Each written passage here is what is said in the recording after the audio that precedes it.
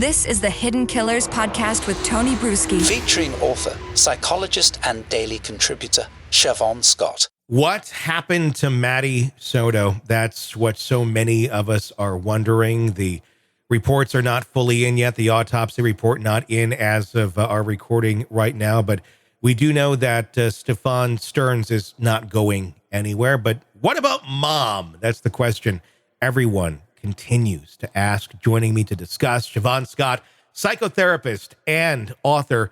We heard in a press conference earlier this week that mom is cooperating in this. Let's watch this quick clip and then we'll discuss.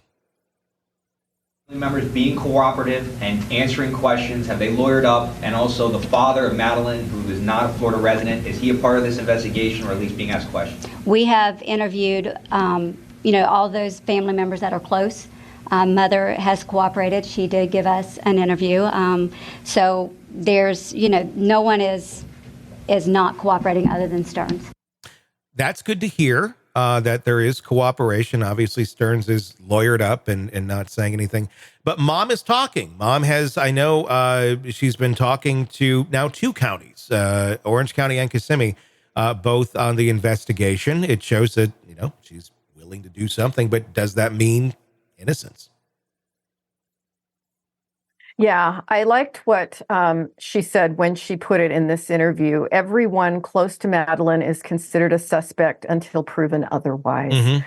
And I think that there's a lot of meaning in that sentence because it's hard to wrap our minds around at this point how her mother could not have had some sense that things were terribly wrong.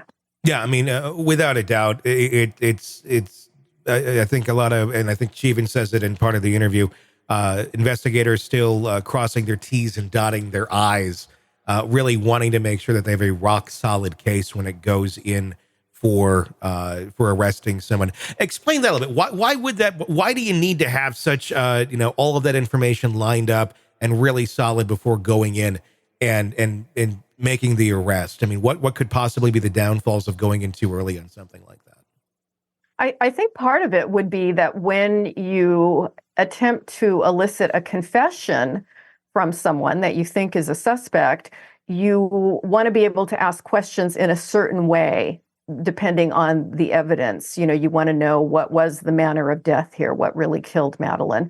And when you don't have all that information, you're going to miss opportunities in the questioning of the suspect. And so that, at least I think, is part of what they're trying to do, is they want to do a really good job. Unlike some of the other cases that we talk about, I think they do want to really have the best process and procedure in place and know all the facts.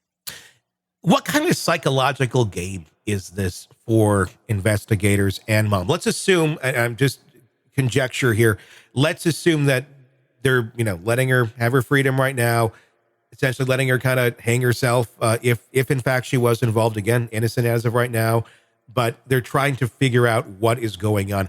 What kind of effect does that have on a suspect when they haven't been arrested yet, but somebody they know has? They're having press conferences like this saying, everybody's a suspect until proven otherwise. No one's really been cleared on this yet.